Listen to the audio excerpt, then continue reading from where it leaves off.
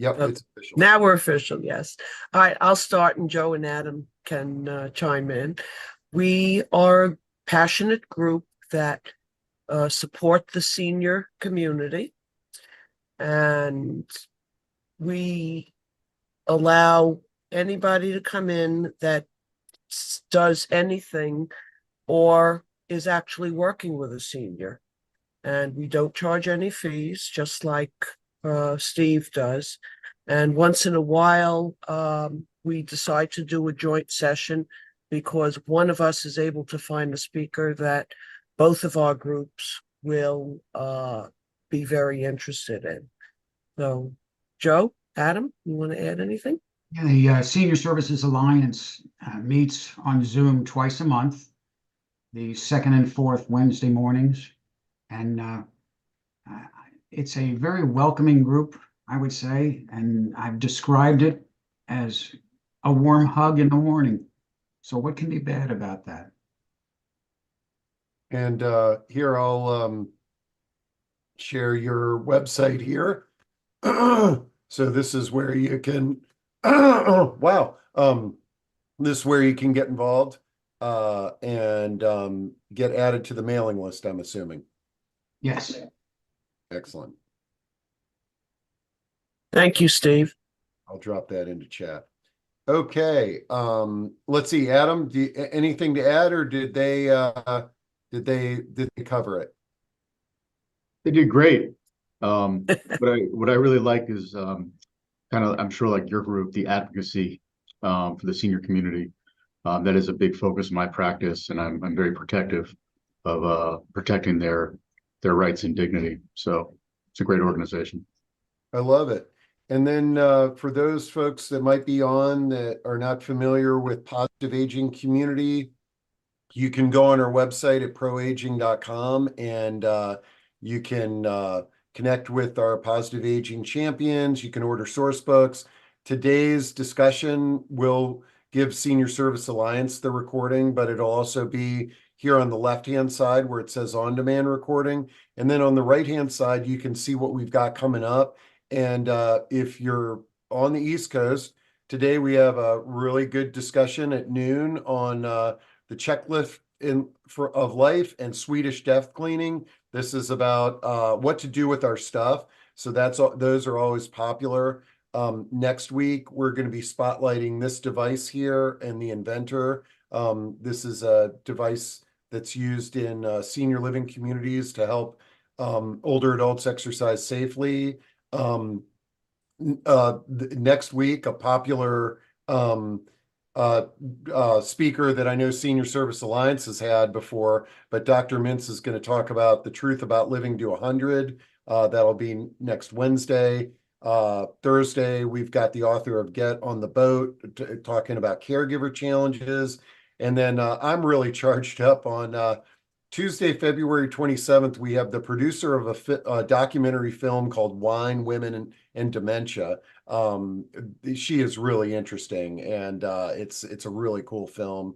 The 28th, we've got the authors of the Difficult Aging in Place conversations, and then we're finishing the month on February 29th with a real life story about somebody who is solo aging and decided to move to a different country in retirement. So we got a nice schedule of discussions this month, but that nothing compares to Bonnie O'Leary and talking about hearing loss. And I really mean that. I have learned so much from Bonnie over the years about hearing loss. So Bonnie, if you want to join us on the stage, and we can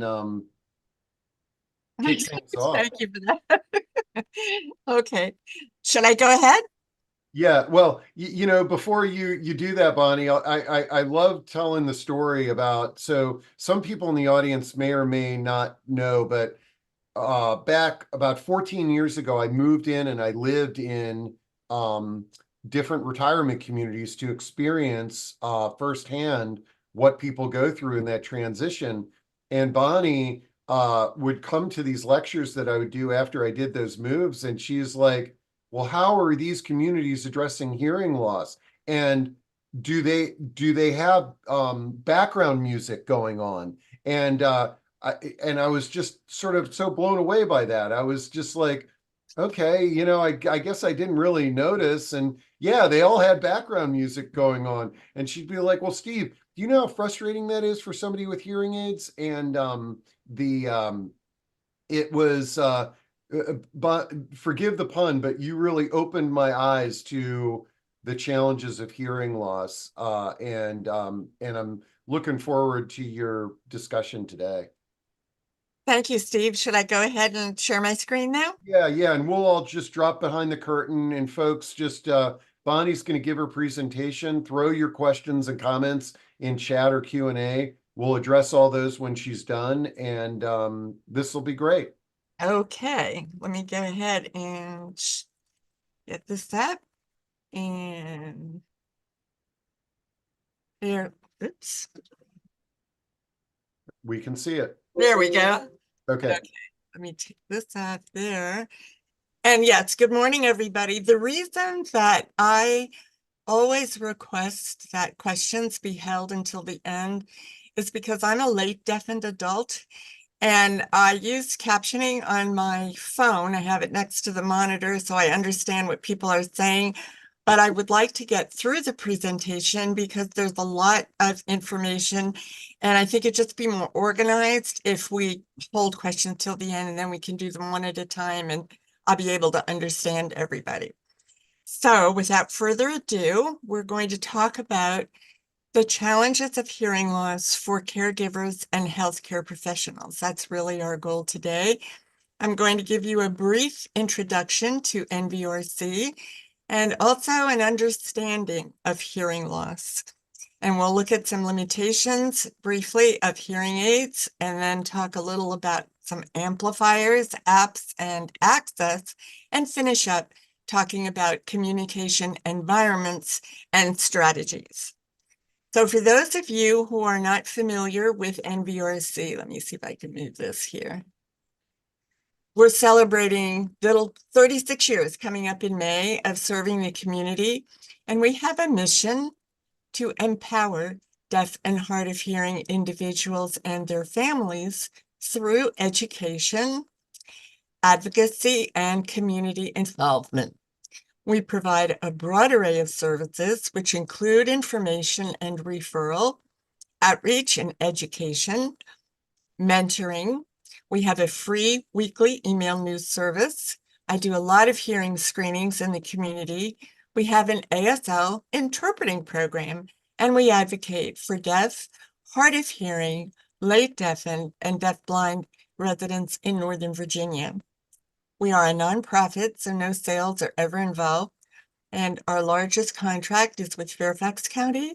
We have one with Arlington County and the state organization, which is the Virginia Department for the Deaf and Hard of Hearing. You can visit our website at nvrc.org to learn more about us, download fact sheets, keep up with the community calendar, all kinds of great information there. We are located in Oakton on White Granite Drive. We are in the Service Source building, if any of you know where that is. Easy to get to up on the 3rd floor. And we have a wonderful device demonstration room, which is managed by my coworker, Debbie Jones. She's our technology manager. And if you would like to come and see what kinds of amplified and captioned phones are out there, alerting systems, personal amplifiers, TV listening systems, and Debbie can tell you all about all the apps that are available now. You need an appointment because Debbie is like me and she goes out into the community to do presentations and troubleshoots and setups. So you want to be sure that she is there. We do not have sample hearing aids. This is the hearing assistive technology, a whole other area. So let's take a look at hearing loss as we call it the invisible disability. A lot of times, deaf and hard of hearing people are lumped together as a group. And we are a group in the sense that we have communication challenges, but all along this continuum of deafness and hearing loss, there are differences. If you know anyone who is culturally deaf, capital D deaf, this is someone who is born deaf into a deaf family, will attend deaf school, worship in deaf church, socialize within the deaf community, and they use sign language to communicate. In this country, it's American Sign Language, but every country around the world has its own. When you see lowercase d, deaf, that would refer to somebody like me. It simply refers to our audiological ability to hear. Our former executive director considered herself oral deaf, and she was born hearing and lost her hearing to spinal meningitis when she was about 7 or 8 years old. And she had acquired a great deal of language by that time. But her parents let her go to mainstream school, and she had note takers and speech therapists and everything that she needed to get through school and university. And then she learned sign language in her mid-20s. So from that point onwards, she would voice and sign at the same time. The hard of hearing community is vast, of course, in this country and around the world. Many, many people have hearing loss, and a larger percentage of people are losing their hearing now, and a much younger age as well. Now, you can be hard of hearing from birth or childhood. You can be late deafened like me, and even within my community, we have folks who are late deafened gradually, which is the most common, but there's also sudden onset of hearing loss, which can happen literally overnight, and I've had a couple of friends who have had that happen. But all along this continuum, you have differences in communication preferences, the degrees and types of hearing loss, suddenness, and age of onset, and how we live with our deafness or live with our hearing loss can be influenced by a variety of factors, which can be as simple as how old we are, or our gender, and something more complex like our culture, or our support system, financial stability, our behavioral patterns and cognitive abilities, the availability of resources. Look where we are here in the DMV. We have access to so many resources for deafness and hearing loss, but for folks who live in more rural areas, they might not have that. So how would we know that someone is deaf or someone is hard of hearing?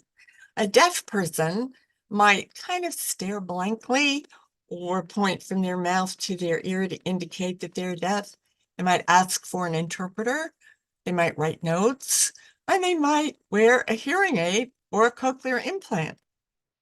A hard of hearing person, somebody like me, might seem very easily anxious and confused in situations and say, huh? Although we try not to. We might ask for repetition, repetition, repetition. Might focus on your lips, even if you're wearing a mask these days. And we might make a very inappropriate response or a comment to what's being said because we just don't understand what's being said. And we might wear a hearing aid or a cochlear implant. In the senior community, 1 out of 3 seniors over the age of 65 and 2 out of 3 over the age of 75 will have some degree of hearing loss. And it's the third most prevalent and treatable condition in seniors after arthritis and hypertension. If hearing loss is left untreated, it can contribute to balance problems, falls, anxiety and depression, and even early onset dementia. There are 3 main types of hearing loss. You have conductive hearing loss will happen along the outer into the middle ear. You might have a lot of wax, you might have fluid behind the eardrum, you might have bony growths on the stapes. We often refer to conductive hearing loss as temporary because most of the time it can be treated with medical intervention. If you're like me, you have sensory neural hearing loss, which happens in the inner ear, and that is permanent. And that can be a loss of hair cells, nerve damage, anything that happens in the inner ear. And some people have a combination of the two. So what causes hearing loss? Any healthcare professionals on today probably already know all of this. Growing older, normal part of aging. Blunt trauma to the head, illnesses, viruses, genetics, in my case, plays a big part. Tumors, a brain tumor, or something called an acoustic neuroma, which is a benign tumor on the 8th cranial nerve, but that can impact your hearing. Medications. There are so many medications that we consider to be ototoxic that can cause temporary or permanent hearing loss or tinnitus, either one. And then, of course, noise, a chief offender of our hearing. We live in a very noisy world today. So I have included this information because of something that happened to me a few years ago. Is it early onset dementia or hearing loss? There are some similarities: a lack of responsiveness, being easily confused, disinterested, some behavioral changes, easily agitated, aggressive, or withdrawing. And I mention this because some years back when I was doing trainings at an assisted living facility, they informed me afterwards that they had had a 90-year-old woman admitted to their memory wing and later discovered that she was actually deaf. And so I don't know how she was evaluated, and I don't know whether this happens in other places. Probably today the testing is a lot more comprehensive, but when that happened, I thought, oh my goodness, that really is worth mentioning. When people have their hearing evaluated, the results go in something called an audiogram, which really won't look exactly like this, but we like to try to explain what's going on with hearing loss. If you look at the numbers that go across the top, that refers to the pitch of the sound, the frequency. It's like keys on a piano that go from low to high. And the numbers that go down the left refer to the volume, soft to loud. And you see all these loud sounds down here. I don't know where my mouse went, but yeah, there we go. All these loud sounds. Right here, this dotted line, this is a banana shape. This is the speech banana. And you can see where vowel and consonant sounds fall all along the pitch cycle. Now, normal hearing ends right here at 20 decibels. And then you have mild, moderate, severe, and profound. I'm going to put these up here. So a person with mild loss will still have difficulty understanding normal speech and have to pay extra attention. Have to pay extra attention. Somebody with moderate hearing loss will have difficulty understanding loud speech. You've got moderate is coming in right here. They're going to need line of sight to whoever is speaking to them, and they're probably speech reading without realizing it. And then somebody who has severe loss coming in around here can only understand amplified speech. They're going to need to speech read. They might need to write notes, and they might actually use sign language. And somebody here with a profound loss will have difficulty understanding amplified speech, possibly need oral rehabilitation, and learn ASL. And it all has to do with the speech banana. The further down you are, the further away you are from speech sounds. And when you look at this result, the X is for the left ear and the O is for the right ear. This patient has a mild sloping to a severe high frequency hearing loss. These high frequency sounds up here are gone. In fact, what is in orange is this person is not hearing. Now, when you think about the impact that's going to have on conversation, and especially in a medical setting, which we're already anxious about, this is why it's so important to understand how we need to be communicating. This is a visual of it. So if you look at this, you can see where you can see some of the sentences, but where the yellow letters are, it's like, well, what is that? And this is how we hear. So you have 3 babushkas on a bench. This is an example. And the first one says, it's windy here. And her friend says, no, it's Thursday. And their friend says, well, I'm thirsty too. Let's make tea. So here is a typical conversation that didn't really happen because they heard each other, but they didn't understand each other. So they totally missed it. And look at these sounds, the T, S, T, H, T, S, K, all these high frequency sounds. And the result on impact on everybody is stress and fatigue, not only on those of us who have a hearing loss, but anybody who has to communicate with us on a regular basis. It can get very, very stressful. So here are some common myths I would like to bring up. One is that hearing aids and cochlear implants are like glasses for the ears. And when I was a hearing person, which I was for most of my life, I used to think that. So if I saw my grandmother with hearing aids in, I figured, oh, she's fine. There's that automatic assumption. But our microphones are at our ears. So how far away we are from the sound source is going to have an impact on how well we hear it. The clarity of the person who is speaking to us. If somebody has a difficult speech pattern, you can't push a button on your hearing aid to get somebody to speak more clearly. And then if there's background noise and other environmental challenges, they don't overcome those things. There's also an assumption that deaf and hard of hearing people can lip read or speech read. Now, lip reading is just focusing on the lips, but we all really do tend to speech read. So we read the whole person, just the lips, the tongue, the jaw, the eyes, the facial expressions, body language. We have to read everything.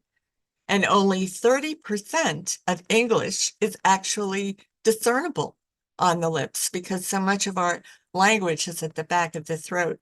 And there are thousands of words that look and sound the same. Now, when I do these in person, this is the point at which I give a listening quiz, which everybody loves because they get everything wrong. But it's true, like coat and goat and time and dime and surface. You've got so many words that if you don't have the context of the conversation, you have no idea what anybody's talking about. And then there's the theory that if the background noise is low, it isn't going to bother someone who is deaf or hard of hearing. And any type of background noise is a distraction. And someone who is deaf can often hear environmental sounds or feel vibrations. We've had people call us at NVRC to let us know, I got a job. A deaf person got a job, and they put his office right by the outside air conditioning unit. And they thought, well, he's deaf. He's not going to hear that. But they do. Also, people with hearing loss can process sounds quickly and easily. Not necessarily. If you think about our ears and how they pick up the sounds of life and funnel them through the outer, middle, and inner ear to the auditory cortex of the brain, which is actually where we hear, where the ears are transportation that take the sound to the auditory cortex. And so when we have a problem along the outer, middle, or the inner ear, that signal is just limping its way to the brain, which is why sometimes we take longer to respond, or we seem to take longer to catch on. Then use of amplification benefits people with hearing loss. This is both false and true. It's false in the sense that for people with hearing loss, speech tends to sound distorted. It's not clear. It's kind of a muffly sound. So if somebody is speaking through a PA system, that distorted muffly sound is now hundreds of times louder, and it doesn't really help. Volume isn't what we want, clarity. So if we have a direct feed to our ears, it can be much more helpful. An FM system, an INR system, hardwired like a pocket talker can be very, very helpful. A deaf person should rely on a family member or a friend to interpret in a medical setting. This is a very common thought, and actually that is not a good idea because they lack impartiality. They may not be familiar with the vocabulary. They're emotionally involved with the patient, and it can put stress on the relationship. So whenever there is a situation requiring an interpreter, a certified interpreter should always be used. And then everybody with a hearing loss needs an interpreter. Well, not necessarily. People who are later deafened, people who are a lot like me, we've never learned sign language. Well, maybe a little bit, but not enough to benefit from an interpreter. People like us, we need to read text. It's generally a better solution, or having an oral interpreter. And I'll get to that in a little bit. So hearing aids and cochlear implants are considered imperfect solutions. There is a myth that, well, she's wearing a hearing aid, so she should be able to hear me just fine. Or he has a cochlear implant. Oh, he can hear as well as I can, can't he? Please just remember this. Hearing aids and cochlear implants do not provide the same result for hearing as glasses can provide for vision issues, such as near or farsightedness. This is why people don't hesitate to wear glasses, because optics can give you 20/20, but the science of sound and hearing is a whole other thing. If you have a patient who wears hearing aids, you want to be sure that the batteries are fresh and that they are in properly. Are the hearing aids in properly? Because if not, they're likely to whistle or feedback. Are they clean and free of wax? Does the person maybe have rechargeable hearing aids? And those are very beneficial to folks who have vision issues or manual dexterity issues. They can just take their hearing aids out and put them in the cradle that's plugged into the wall, and the next morning when they get up, the batteries are completely charged. So what about amplifiers and apps and access? This is two examples of a personal amplifier. The Pocket Talker has been very, very popular over the years. This is the new guy on the block. They came out, I guess, right when COVID hit. And then the Comfort Duet. They both do the same thing, and there are others, but this is just an example of something that sometimes it's not a bad idea to actually have one. If you are a medical professional and you might have somebody who's hard of hearing and doesn't know about these, or perhaps isn't equipped, perhaps they have to leave their hearing aids at home, and you have something they can use right there, that can be very, very helpful to them. And then apps. There are lots and lots of apps, but I'm only going to talk about two for speech to text. These two, Otter is made for iPhone and Android, and Google Live Transcribe is only for Android. Now I'm using this. I'm going to hold this up and see if you can see this. So at the end, when we have questions, I'm going to be reading your questions on my phone, which I have next to my monitor. And these are free apps, by the way. Otter, you would go to their website and download, and Google Live Transcribe is available through the Google Play Store. But this is wonderful. You know, when somebody's wearing a mask, when COVID hit, people who needed to lip read and speech read, it became impossible. So having an app on our phone was a wonderful solution, and most of the time it worked really well. And then for cell phones, your cell phones, sometimes older people start to have difficulty understanding on their cell phone.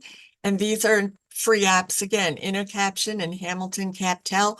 You can read what the person is saying to you on your cell phone. And again, these are free. Interpreters, there are more than one type of an interpreter. We all think about sign language interpreters, but sometimes even in a medical setting, there might be a requirement for a different type of an interpreter. You have to ask the person what it is that they need. Most often it is a sign language interpreter, but some will need cued speech. Others an oral transliterator, which I have had in the past. And this is somebody who would sit right in front of me and be speaking very softly, and I would be able to lip read them and hear as well as I could what the person is saying to me. And then tactile interpreters for folks who have vision issues or are blind. They read the hands and feel the hands of the interpreter. So if you need an interpreter, you can go to the Registry of Interpreters for the Deaf at rid.org. And then there's also a lot of great information about how to work with an interpreter. There's a whole etiquette that goes with that. So you can, if anybody wants a copy of this PowerPoint at the end, I'm happy to send it to them. People like me, we need to have text. So we like to have a word-for-word transcript of what's being said, and this can be set up remotely or in person. It's communication, access, real-time translation. So if anybody asks for a CART reporter, that is what they need. And you can go to the ncra.org website to find a certified CART reporter. For those of you who work with ANOVA, they have a Language and Disability Services Department and a 24/7 support system. You can page them, you can call them, because if a patient needs an interpreter, a captioner, hearing assistive technology, or language assistance, they have that already in-house. So we're going to finish up talking about communication environments and strategies. Whenever we communicate, no matter who is communicating with whom, you have 4 basic component parts of that exchange: the speaker, the listener, the environment, and the message. If you change one little thing about any one of those 4 elements, the outcome can be completely different. Speaker challenges, somebody who speaks too fast. Boy, people speak very quickly today. Somebody who looks down while they're speaking, or maybe covers their face while reading a chart, which can happen in a doctor's office. You know, they read you've got to keep your face available to have people speech read. Somebody who has a heavy accent, and it can come from anywhere in the US or overseas. So you have to ask them to speak more slowly or write it down, or ask another team member to help out if necessary. The listener would be the person with the hearing loss. How are they feeling? Is it a good day? Or are they tired, not feeling very well? Believe it or not, when you're not feeling good, it has a huge impact on your ability to understand what's being said to you. And environments. Environments are so important. If you have large rooms, those high ceilings, you really are better off in a smaller room with lower ceilings, good lighting, carpeted floors, drapes, good sound absorption. Because when a room has a lot of echo and reflection and reverb, makes it very difficult for communication. So what can you do about the environment? Can you do anything to change it? If the TV is on or there's music on in the background, can you turn it off? If the room is too hot or cold, can you do something about that to make it comfortable? If there's too much light behind the person speaking, can you close drapes or move that person away from the light? If there are too many people who are talking at the same time, can you ask the group to be quieter? Sometimes we can do these things, and sometimes we can't. So the general rule of thumb is, if you cannot change the environment that you're in, you want to change environments. And this is an example. This is what I do at the doctor's office. And I've encouraged my hard of hearing friends to do the same. Typically, when you go to the doctor, you are put in a room, an exam room, and typically that exam room does have echo and feedback in it. So my doctor knows to do whatever he's got to do in the examination room, and then I follow him into his office where we close the door, and the environment's completely different. His office is carpeted, he's got curtains, and it's low ceiling, so we can have our conversation and he can give me instructions in his office. It would never work in the exam room. That's just an example. And this is what happens if you have too much light behind the person speaking, you can see how that casts a shadow on the face. You need to have something else behind the person speaking so you can see all of them. So here, let's just say that you're a visiting nurse, for instance, and you come into the person's home. Where would you sit and why? Well, if you don't want to have the light behind you, you want to be sure that the person who has the hearing loss is sitting here on the sofa, because here's the windows, and you would be sitting over here to make it easier for them to speech read you. And here's a visiting therapist here, and I get the feeling that she's more in front of the window. I would move her over more here, but it's a simple solution, but it can make all the difference. And then the message. What are we talking about? Medications or exercises or your snacks or your food choices?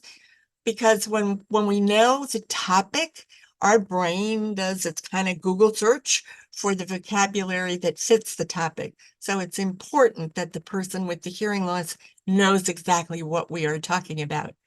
And then when you have one-on-one communication, you want to face the person. Rephrasing rather than repeating is a great strategy. Use different vocabulary. You might be more successful. You want to speak at a comfortable pace, light on you. You don't want to look away or walk away while you are talking. And you might want to consider having an app on your phone, because not all people who are hard of hearing know about these apps. So if you've got it, you can call it up and somebody can read what you're saying on your phone. For therapists, I've had a lot of physical therapy myself because I've had both my hips replaced. And I know a lot of the therapists, they want to work from behind you. And I have to ask them to please come in front of me first, give me the instructions and tell me what we're going to do face to face before you come behind me and work with me on the exercise. And let's take a look at the mask. Now look at this masked face. Now, when speech sounds are blurred or eliminated, it's very, very hard for us to understand what you're telling us.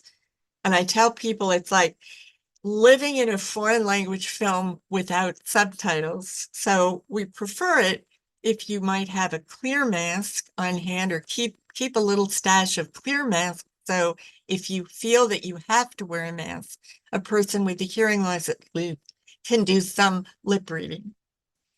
And then if somebody is in a wheelchair, and I have seen this so many times in the retirement communities and assisted living facilities that I've gone to, where I could see the hearing aids on the person, and whoever is wheeling them is talking, and they're not getting any of it.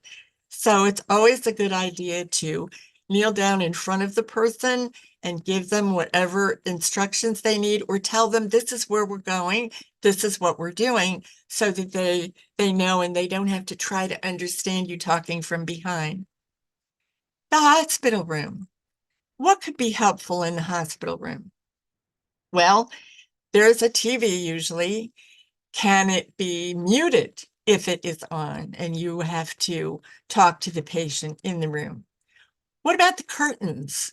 If you have to stand on that side of the bed, can you close the curtain side and minimize that light coming in behind you? It would be better to stand on this side of the bed if you can. And then there is an intercom to the nurse's station. And this really frustrated me with both of my hospital stays, because if you need somebody at the nurse's station, you push the button, they talk to you. Well, if you have a hearing loss, you can't understand a word that's coming through there. So I have to talk to them and say, I have a hearing loss. Could you please come into my room? And I asked them if they could just put a sticky note on the nurse's station to say patient in, whatever room I was in is hard of hearing. And when she buzzes, please go into her room. Don't answer the intercom. but there was some problem with HIPAA about that, so they couldn't do it. But that would have made a lot of sense. And of course, writing notes. Writing notes is always helpful. You can do it on a laptop. You could do it on your phone. You have do it on a pad and paper. I carry some with me all the time. There are those options also. And so that brings me to the end of this presentation.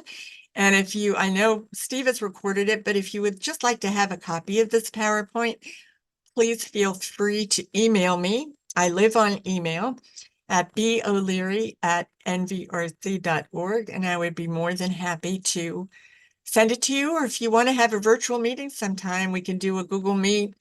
We could do a Zoom meeting, or if you want to come chat at NVRC, we can do that. Or if you have a patient or somebody you think could have a hearing screening, you can bring them out here. They're free, and we don't sell hearing aids. It's not like that. So we're more than happy to do that. So I'll leave that up for a second, and then I'm going to stop sharing and see whether there's any questions. Oh, hold on. Yeah. Let's see. Okay. We do have some questions for you, Bonnie. Oh. That was great. And you know, before we dive into the questions, I think I've heard this before, but you had mentioned that you you had full hearing ability at one point in your life. Oh, yes, yes, for Okay. most of my, yeah, I think I So, hit 50 and then I needed to get hearing aids. So having been on both sides of the fence is helpful to me because I understand how hearing people perceive mhm, people who are hard of hearing because we've all been through it. And so I know what we need and I know what hearing people need. You know, it's a parallel situation. yeah. And I think that it's helpful for hard of hearing people too to understand the impact on their hearing loved ones. Because when they see the changes, they have to change the way they communicate with us. My kids, all my family had to make changes, and that's not easy. That's a different presentation. But yes, I have had normal hearing for many years. How did you, was there anything significant, or was this just a natural hearing loss? Well, I did some research. I found cousins all around the country, and it's come from my dad's side of the family. He died when I was 17. I don't remember that he had a hearing loss, but his brother was born with deafness on one side. Okay. And his brother's 6 kids all have something going on. So it's genetic. Okay. All right.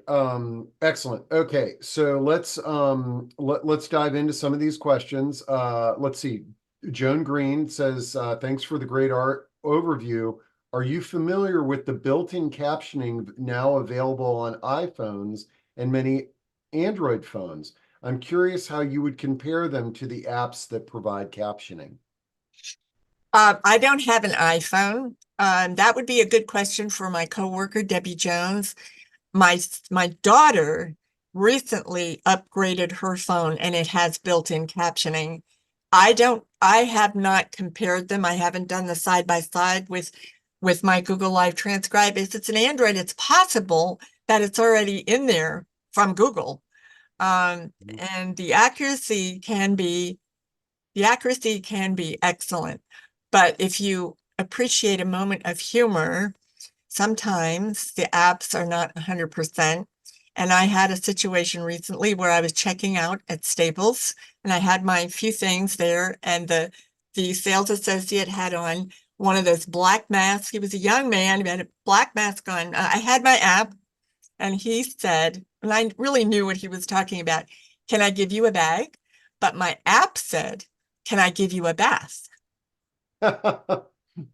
And you said yes, whereas Right, he was cute too. yeah. Okay, okay. But yeah, you have to bear that in mind. Hearing loss does lend itself to humor one way or the other Yeah. anytime.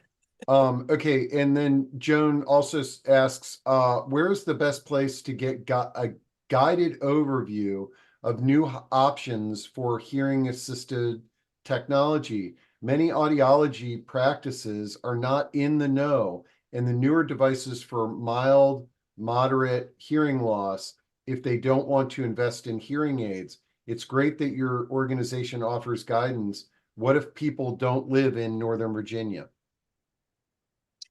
They should check with their state deaf and hard of hearing organization. Most states do have one. So for instance, if you're not in Northern Virginia, you would check with the Virginia Department for the Deaf and Hard of Hearing, which is down in Richmond. But I believe every state in the country has their own. So you would start there and find out what resources might be near to wherever it is that you are living. Yeah, and I know that Joan is in Maryland, so I just pulled up the here on the screen the deaf and hard of hearing unit in the state of Maryland. Um, so I'm assuming this would be the a good first place. Right. Okay. Right. Yes, and if anybody would like to organize a visit to our demo room, you could bring a small group. You would have to organize that through Debbie. Let me see if I can type her email in the chat. Hold on, let me see if I can type it. All right. Debbie Jones.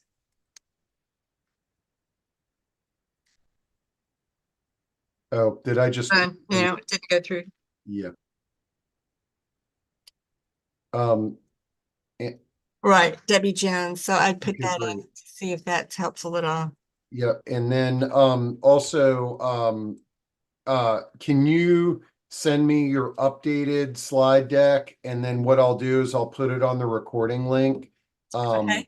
And that way there's been quite a few requests for the slides. Okay. I'll send you the PDF after we're done. Okay, great. Okay. And let's see. All right, let me go to chat here and see what we've got. Oh boy. Okay, lots of people want the PowerPoint. Then okay. Oh, sorry. Just trying to get through some of these, some great folks that you can connect with here. Okay, let's see. Somebody asked, can you put the names of the apps in the chat, please? If you want to what were the apps that you referenced? I can type those in. Otter, which you would go to otter.ai.com. And how do you spell otter? It's like the animal, OTTER. AI. Okay. And then Google, you go to the Google Play Store for Google Live Transcribe. So I actually had somebody download that. I was doing a presentation last year sometime online, and one of the people in the audience downloaded it while I was presenting and said afterwards, he said, wow, this is absolutely great, because he was reading on the phone when I was saying. It's cool. It's very cool. Okay, Mary asks, is it true that getting hearing aids early in the hearing loss process is optimal? I understood something about hearing loss being the nerve endings in the brain, not just the ear. Correct. We hear in the we interpret sound in the auditory cortex of the brain. And if you start to lose your hearing, and I know people who have done this, the minute they found out they were losing their hearing, they got hearing aids. And that's partly to keep the brain massaged. It doesn't restore your hearing to normal, but it's a step in the right direction. They're very expensive today, hearing aids. So a lot of people back off because they don't want to spend $6,000, $7,000 on a pair of hearing aids. However, it's their hearing. And over the counter, this is a different presentation, but since over the counter came out, it's created a great deal of confusion, because a lot of folks don't realize that if they have a moderate to severe loss, they're not going to benefit. and that they have presets. And you can't get the same result from an over-the-counter that you can get from an audiologist. It's just a less sophisticated product. But for people who are just starting to lose their hearing, which is really the target for this market, they might work quite well. I've met a couple of people who are very happy with their over-the-counter hearing aids, and they literally have just started losing their hearing. Okay, this is a great question from Deb, and she says, are you familiar with Voice Lift from Shure Technology? It's multiple microphones in one large device that lifts voices out to speakers. Would this be helpful for hard of hearing participants in our classroom? No, I am not familiar with it, but this is when you need my coworker, Debbie Jones, to do a hearing assistive technology presentation. Clarity is the most important element of helping somebody to understand. So if you're in a classroom, and let's say the acoustics in the classroom are not optimal, let's say it's a big room with a lot of echo, amplifying a voice may or may not. Whoops, may or may. Sorry about that. Yeah, so that's a difficult question for me to answer. First, because I don't know the system, but secondly, I will say that there are other elements that have to be taken into consideration. How much of a hearing loss does that person have? Where is that hearing loss along the spectrum? And what is the room like? And who is speaking? So if you have a person speaking through that system who is clear diction, that is a better situation than somebody who does not, who mumbles or has poor speaking skills. And there are a lot of people who do. So there's just a lot of different variables that are going to make that successful or not successful. And you're always when I lived in the retirement communities, you would always ask if they had the loop. I think what is the platform called? Right, the loop. An induction loop is an electromagnetic field. And we have one in the community resource room at ServiceSource. It's under the carpet. It goes all the way around the room. And that is beneficial for people like me who have a telecoil in their hearing aids. So I activate the telecoil setting, and when a person speaks through the microphone, it goes through the induction loop under the floor right into my hearing aids. I could sit in the back of the room.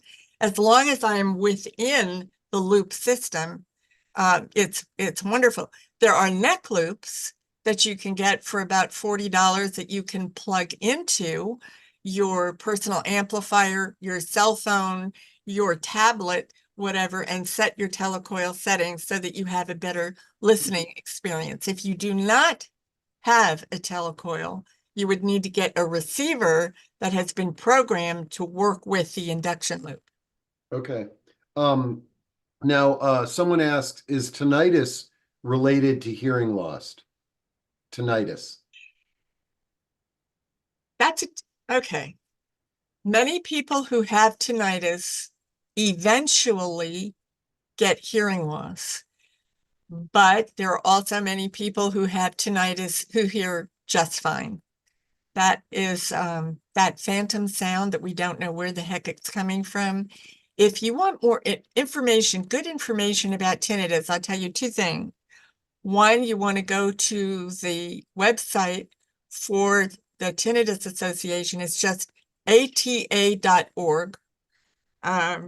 Or if you want to email me, I can put you in touch with the tinnitus support group leader, and she organizes a Zoom tinnitus program every month, and I can give you her information and you can get on her email list and join in. She has some experts who come and talk about tinnitus. Okay.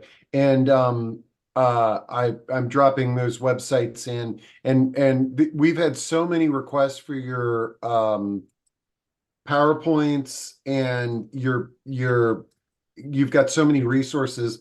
What I'm going to do, folks, is after this meeting is done, we'll upload the recording.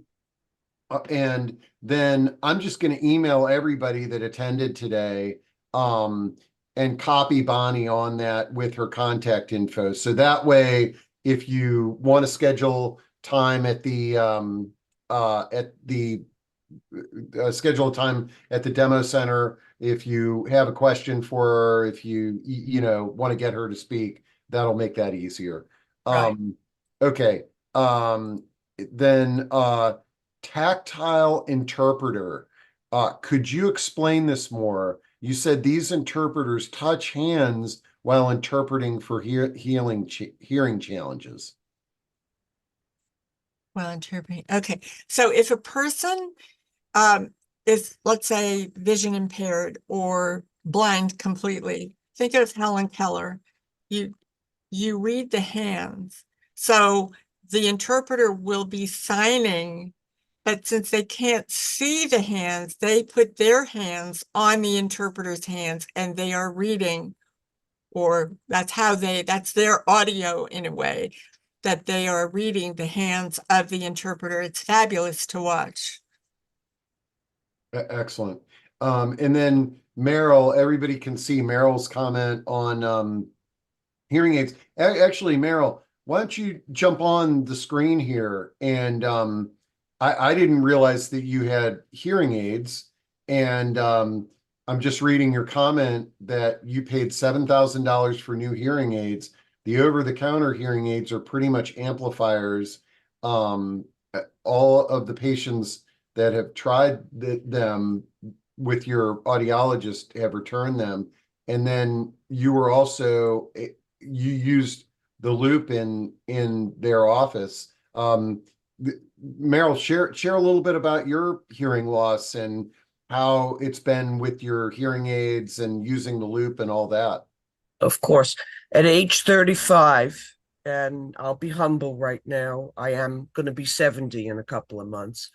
I went to an ENT that had a hearing aid office associated with him, and always do that. Never go to somebody who's not associated with an ENT. And the doctor looked at me and said, pay attention. Now, my grandmother, my father said even when he was 10 years old and she was 30, he remembered her being deaf. And she came from a city that one day was Russia, one day was Poland, depending upon who was fighting with who. She had no she had no infringement on her speaking. So she had to have been had full hearing before. And we knew that if you were in another room, you didn't call grandma because grandma was not coming into the room. At age 45, I went to a different ENT and they said, yes, you have hearing aid loss to high frequencies. And every year I go for a checkup and they have to up the volume. And the biggest frustration that I have is what I call lazy people. They sit like this and talk. I'm not going to hear them. And I asked them to take their hands away from their mouth. I went into a study that the Hearing Loss Association did, and they were determining how people read lips. And the older you are, the more difficult it is for you to learn how to lip read. I have watched some football games where if the coach doesn't put a piece of paper up to his mouth, I have figured out what he is saying. But, again, you kind of know what is going on in the scenario. The other problem I have is some people are just lazy. They don't know how to work with deaf people. My grandmother was deaf. Her brother, my great uncle, became deaf. My uncle, my father's brother, or her son became deaf, and my father became deaf. And Bonnie, even with I also use the captioning, and a couple of your words were defined wrong. I will tell you. Very minor, but I have enough hearing when I'm looking at you to know what's going on. People have to be educated. And going to a restaurant where it's very noisy, I might as well not go. I might as well not go. And I've learned to live with it. And sometimes what you have to do is, after you've told somebody you're hearing impaired and that you need them to look at you, because if they're not looking at you, the sound is going in a completely different direction. Okay. And you say that once or twice, and after a while, you just give up. So you either get up and walk away from the conversation if you can, or I've had to just turn them off emotionally because they're not acquiescing to a disability that I have. So that's it in a nutshell. Meryl, can I just say one thing? I have the same problem with restaurants, and my solution is to go at like 4:30. If we go out to dinner, I have some friends who are good sports, and they say, let's go to, wherever. And I'd say, fine, I'll meet you there at 4:30 because nobody else is there. So we get to have a nice supper, and by the time we're done, everybody is coming in. So I won't go when it's busy, but if you want to get together with friends and go out, then you pick a time when the restaurant's pretty empty. Yeah, Bonnie invited me to a hearing loss support group, and it was a wonderful experience. It helped me gain empathy for anybody with hearing loss. But echoing what you were saying, Meryl, there was a woman there, and she had great hearing aids, and she talked about how I was a social butterfly my entire life. I loved going to parties, but now I can only go to a party or a crowded room for about a half hour before I have to check out because it's information overload. Everything is amplified, and it's very difficult. When I've gone to parties like that, I usually wind up going into one of the other rooms where there's less people. Mhm. But yeah, I think that both of you represent individuals that had hearing and then you lost it, and therefore you probably have a more you have empathy in terms of understanding what it was like, and you know, it's one of those things until you've lost it, you don't realize how important the our hearing and our sight and our health is. I gave up being angry Mhm. because to me, if you tell somebody, just please look at me when you're speaking, I would appreciate it. And honestly, with some of the people on the phone that where English is not their primary language, I have to hang up and call back again because I don't understand one word they're saying.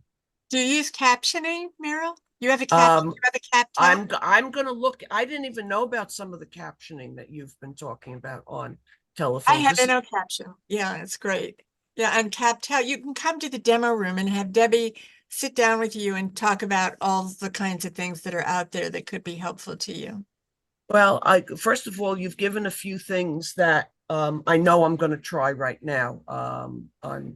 You've just your information is so valuable, and you've introduced me to a few new things, which I'm very excited about. So I can't thank you enough. You're welcome. Thank you for And if you hear, I've been dealing with Steve, or we've all, we've been dealing with Steve for years, and he did not know that I was hearing impaired. Oh yeah, it really, Bonnie educated me that this is truly an invisible disability. And if somebody, was rolling up in a wheelchair, we would all open the doors. We would all be, there for assistance. But hearing loss, and there's other disabilities that are invisible as well. Mental health issues are also similar.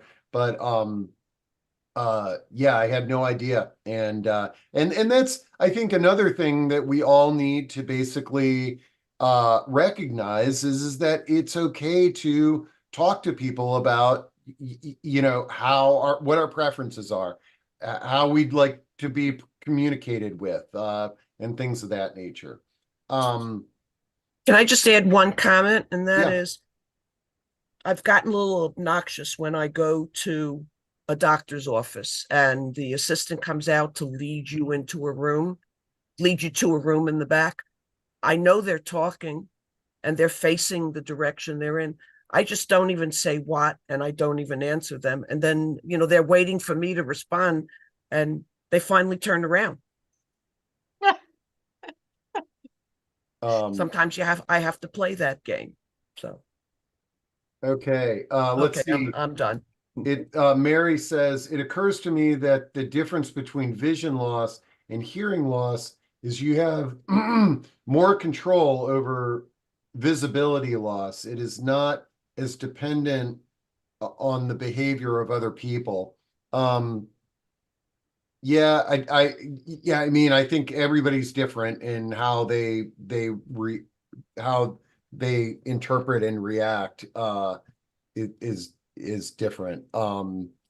Let's see. And Joe says maybe that early dining to avoid noise is how the early bird special got so popular. Well, I heard in Florida it's probably more crowded at the early bird special than it is at 7 o'clock. So um okay, let's see. Singer, someone asked a question. Singer and musician, are you familiar with her? She lost hearing at age 18 and takes shoes off and reads vibrations through bare feet on the floor to connect with band members to sing and play and continue to perform and record.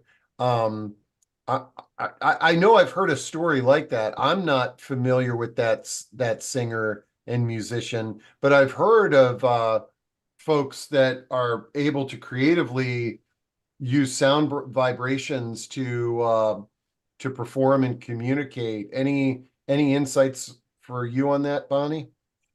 I am thinking of a musician who lost her hearing when she was about 12, but she's a percussionist, Evelyn Glennie. She's from Scotland, and PBS did a program about her some years ago.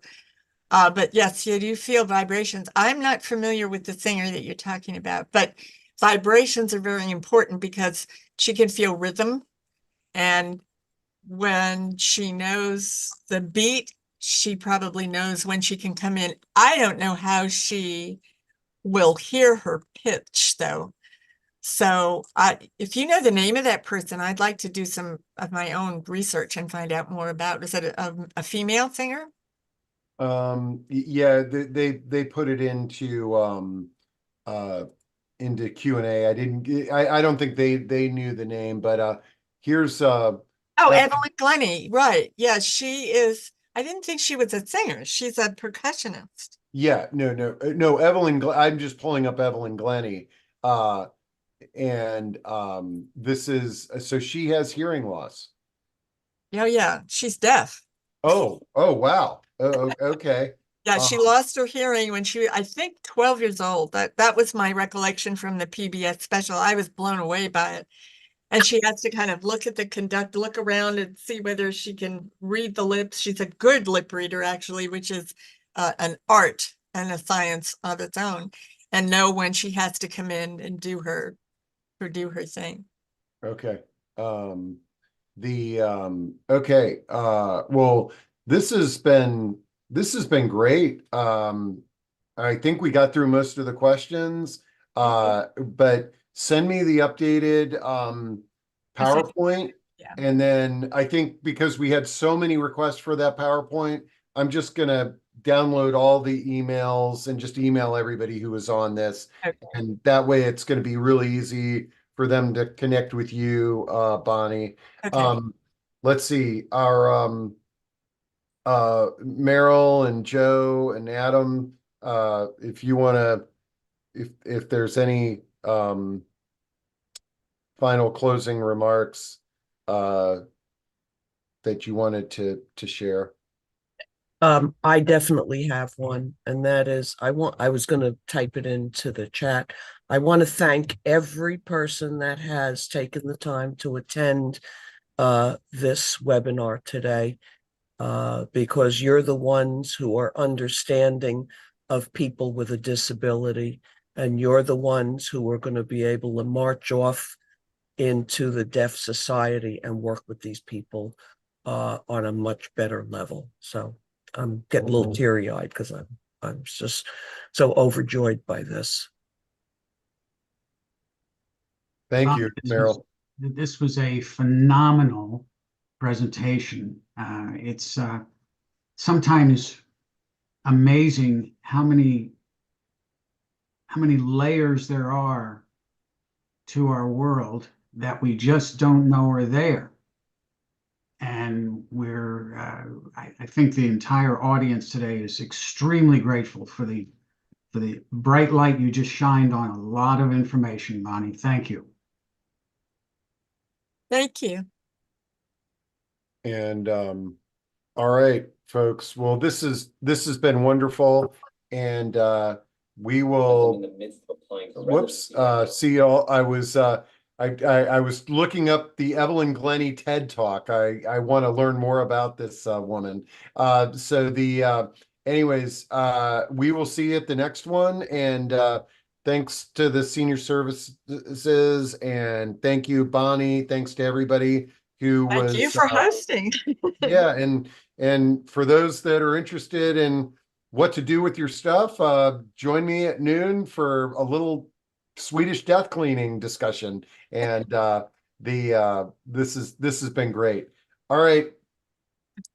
We'll see y'all soon. Thanks so much. Have a great day.